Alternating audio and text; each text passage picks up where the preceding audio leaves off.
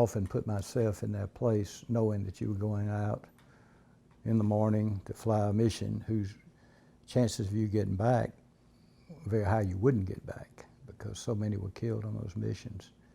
They were flying over that motorworks, and they came back and their engines started failing, and they were over the North Sea. And they lost, totally got disoriented. You got to remember, the navigator was probably 19. They were kids. The crew of Connie was shot down June 21st, 1944. But they were headed back to Bungay, which was where they were stationed, and going over the channel, and they got disoriented. They turned around and went right back into the hands of the enemy. And I don't know whether they didn't know where they were, or whether they thought that, well, we'll land and, we'll have a chance.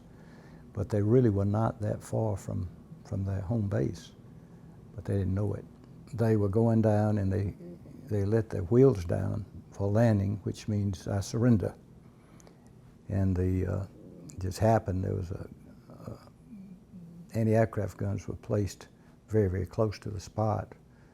And there was a barracks there with the Nazis where they were.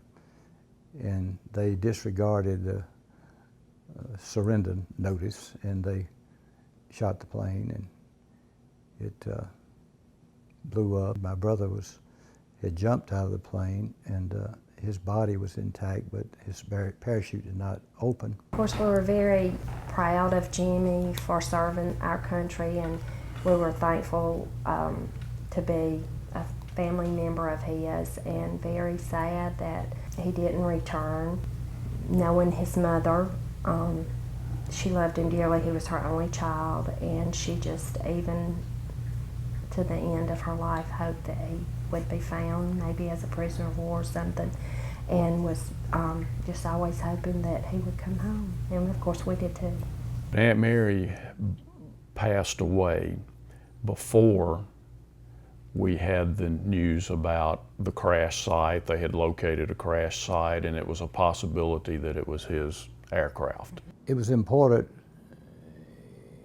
because it was so connected to my brother, one of his mates, and the fact that he was an American. I think anybody that had fallen into the circumstances that I fell in would have probably done the same thing. Maybe not anybody, but most people that love this country like I do would have. He gave his life for the country, which includes me and my family, and we would not be here today were it not for those men. I began to understand a little bit more about the sacrifice that not only they make, but the sacrifice their family makes. Hey, it's a tremendous sacrifice.